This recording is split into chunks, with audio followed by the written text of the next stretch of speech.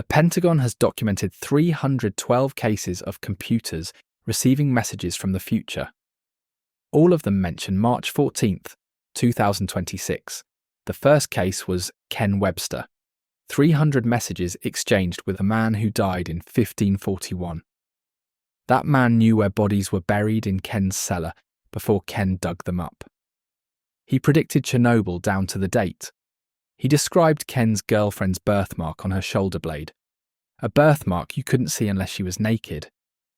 The Oxford investigators who tried to debunk it recorded the computer operating at frequencies that won't exist until 2047. Ken died exactly 24 years after the first message. His last words were, "I remember everything now." And right now, 17 cameras in that cottage are recording messages appearing on screens no one is touching. Welcome to The Rabbit Hole Chronicles. I'm Percival Blackwood, December 3rd, 1984. Ken Webster, economics teacher, lives in Meadow Cottage, Dodleston, with girlfriend Debbie, population 167. The previous 3 owners all left within a year. The estate agent mentioned electrical problems. Ken borrowed a BBC Micro Model B from his school. For younger tunnellers, imagine a keyboard wired to a TV. No internet existed, no modems. Files saved to a floppy disk that held 100 kilobytes. Your phone has 10 million times more power. That morning, Ken finds a file that wasn't there last night. REAME.txt.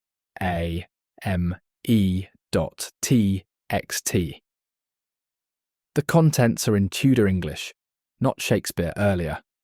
Raw.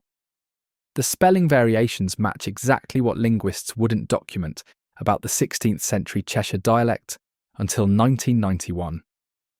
Thou art in mine home. I watch as thou lives where I lived. The chambre thou callest kitchen was where mine Margaret died of the sweat. I am Thomas Harden, and the year by mine reckoning is 1541. Ken's doors are locked, windows sealed. The BBC Micro can't connect to anything. Someone would need physical access to type this. He leaves a response on the disk. Who are you? Next morning. I know not the manner of this discourse. Thy strange box appears to me as luminous parchment. When thou art gone, I can make mine words appear. Thomas Harden proves his identity through specifics. There's a well in the cellar where mine boy William fell and breathed water until dead. Ken breaks through the floor, finds the well exactly where Thomas described. Behind what Thomas calls the bread oven, Ken discovers a hidden chamber with Tudor pottery and a child's leather shoe. Parish records from 1543 confirm Thomas Harden, wool merchant. Wife Margaret died 1539 of sweating sickness. Son William died 1540, drowned. But these records weren't publicly accessible until 2003, when they were digitised. In 1984, they were in private church archives. Thomas describes Ken's modern life using Tudor interpretation. The limbs of metal, Ken's Jaguar photograph. The lightning trapped in glass bulbs, electric lights. The flame-haired healer who leaves when the moon is high. Debbie, a redhead who works night shifts at Chester Hospital.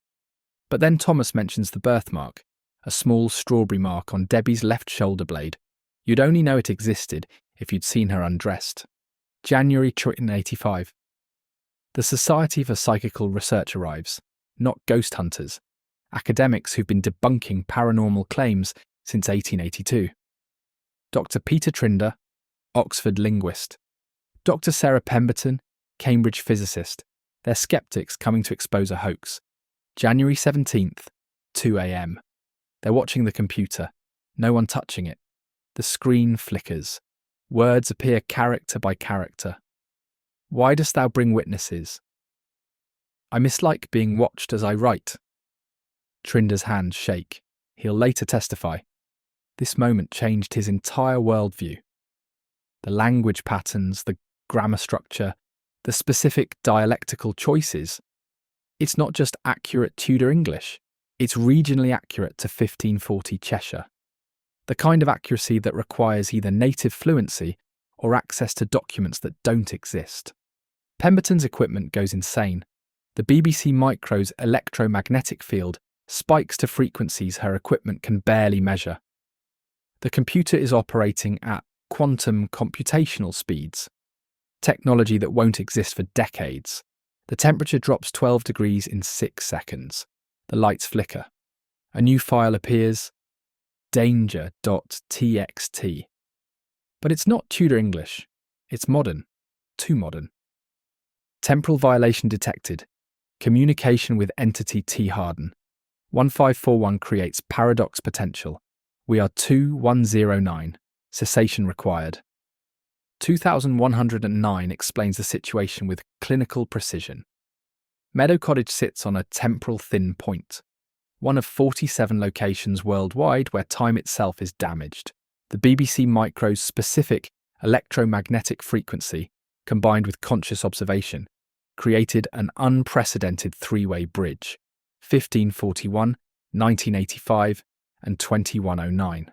They're monitoring from 124 years in Ken's future, trying to prevent a cascade failure, where causality collapses and past, present, and future merge into a single moment. This has happened before. Entire civilizations erased when they discovered time travel and changed their own past. 2109 provides proof. April 26, 1986, 1:23 a.m. local time. Reactor 4, Chernobyl. November 9th, 1989. Berlin Wall opens at Bornholmer Strasse. September 11th, 2001, 8:46 a.m. North Tower impact. December 2019. Viral outbreak. Wuhan, China. March 14th, 2026. Consciousness convergence event. Every prediction through 2024 has occurred exactly as described. The messages create a triangle. Ken writes to Thomas about the future. Thomas writes to Ken about the past. 2109 writes to both about the consequences. Thomas. The beings of light show me terrors. Iron birds dropping fire. Cities of glass crumbling. Weapons that birth suns. Ken. He's describing nuclear war. How is he seeing this? 2109. Temporal entanglement increasing. T.HARDEN.1541. Now accessing alternate timeline data. Recommend immediate cessation, but they don't stop. Thomas and Ken become friends across 443 years. Thomas shares his grief over Margaret and William. Ken explains antibiotics could have saved them. Thomas weeps. His family died needlessly. Ken explains democracy, human rights, space travel. Thomas shares daily Tudor life. The taste of small beer, the weight of wool, the fear when Henry VIII's men came collecting taxes. February 1985. Physical phenomena escalate. Six-toed footprints appear in dust, in flour, burned into wood. The Harden family was polydactyl. 6 toes, 6 fingers. Genetic marker confirmed in Tudor medical records. Objects transfer between timeframes. Ken's calculator disappears from the kitchen table. Thomas writes, a counting device with glowing numbers appeared. When I touch it, it shows figures that change. The cottage fills with temporal bleed, the smell of Tudor cooking, pottage, meat pies, ale, the sound of horses and wooden wheels on cobblestones. Debbie finds Tudor coins in her purse. Ken's modern coins vanish. Ken and Debbie begin experiencing temporal displacement. Ken dreams he is Thomas, not dreaming about Ayez. He knows the weight of Tudor clothes, the specific ache from sleeping on straw, the taste of Margaret's rabbit stew. He knows Thomas's memories, his first kiss with Margaret behind her father's mill, the horror of finding William face down in the well, the sensation of writing with a quill. Debbie wakes up speaking fluent Tudor English. Where'st mine, good Lord? The sweat comes and I am sore afraid. 30 seconds later, she snaps back, terrified. She was Margaret. She felt herself dying, fever consuming her. calling for Thomas, who was travelling to London for wool trade. 2109 grows urgent. Temporal hemorrhaging. Detected. Subjects K. Webster and D. Oakes. Experiencing consciousness overlap. Permanent psychological damage. Imminent. March 1st, 1986. Thomas sends what he says will be his last message. The beings of light speak truth. We unmake time itself with our discourse. Mine dreams are thy memories. Thy memories are mine dreams. We are become one across the centuries. This must end. Ken refuses to stop writing. He can't abandon his friend to die alone in 1541. March 3rd, 2109's final transmission. Cascade failure imminent, initiating emergency protocol, temporal severance in 3, 2, 1. Quote. The BBC Micro screams, literally screams, a sound no computer should make. The plastic melts and reforms into crystalline structures. The circuits fuse into patterns that follow no known electronic principles. It looks like it's been exposed to forces from another dimension of physics, burned into the kitchen wall. Fare thee well, friend, Thomas. All phenomena cease instantly. No more messages, no more footprints, no more temporal bleed. Ken and Debbie retain their memories, but lose the ability to access Thomas's experiences. They move out within 2 weeks. Ken writes a book, The Vertical Plane. Publishers reject it. He self-publishes in 1989, sells fewer than 500 copies. Most bookstores shelve it as fiction. Ken never profits from the experience. He teaches economics until retirement. December 3rd, 2008. Exactly 24 years after the first message. Ken lies dying in hospice. The nurse reports his final moments. The room temperature dropped. The air filled with the smell of tallow candles and Tudor cooking. Ken's eyes focused on something invisible. He smiled and said, "Thomas, is that you?" Then, "I remember everything now. All of it. Every time." He died at 3:17 a.m., the exact time 2109 first made contact. Documentary filmmaker discovers Ken's widow Debbie. She reveals the message Ken made her hide. Experiment successful. Human consciousness can navigate temporal streams without technological assistance. Phase 1 complete. Phase 2 initiates. 2025. Global Awakening, March 14th, 2026. Humanity will remember all incarnations simultaneously. The Pentagon knows. In 2021, they created Protocol 7 to track temporal anomalies. The 312 documented cases all follow the Meadow Cottage pattern.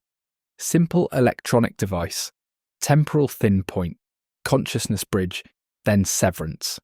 Each case mentions March 14th, 2026. Current evidence from the cottage. New owners Sarah and Michael Chen installed 17 cameras after purchasing in 2022. They lived there 6 months before fleeing. Last month, all 17 cameras simultaneously recorded text appearing on a powered-off computer screen. The convergence approaches. 423 days remain. The cameras are still recording. The messages still appear. The house stands empty. Independent researchers have identified the 47 temporal thin points 2109 mentioned. Sedona, Arizona, Glastonbury, England, Mount Shasta, California. Each location shows increasing electromagnetic anomalies. Each reports electronic devices displaying messages from other times. The mainstream explanation requires believing Ken Webster learned extinct dialects, accessed private archives, predicted future events with precision, created electromagnetic phenomena that fooled physicists, and maintained an elaborate hoax for 18 months that earned him nothing but mockery. The alternative is that consciousness exists outside time, that a primitive computer accidentally proved we're all living every moment simultaneously, just experiencing them in sequence. That someone or something in 2011-09 has been testing humanity's ability to perceive across temporal boundaries. March 14th, 2026. According to every message, every prediction, every warning, that's when humanity undergoes consciousness convergence. When we stop experiencing time linearly, when we remember not just past lives but future ones, when we realize we're not moving through time, time is moving through us. The BBC Micro in Dodleston wasn't a malfunction. It was a successful test of human consciousness navigating temporal streams. Whatever's coming has already happened, is happening now, and will happen forever. We just haven't remembered it yet. But on March 14th, 2026, we will. All of us, all at once, whether we're ready or not. This is Percival Blackwood for the Rabbit Hole Chronicles. The cottage in Dodleston is still there, tunnellers, still empty, still recording, still waiting. The question isn't whether time travel is possible. The question is whether we've been doing it all along and just forgot. Until we remember. The Rabbit Hole Chronicles is an independent production. Your temporal anomalies aren't glitches, they're memories from when you haven't lived yet.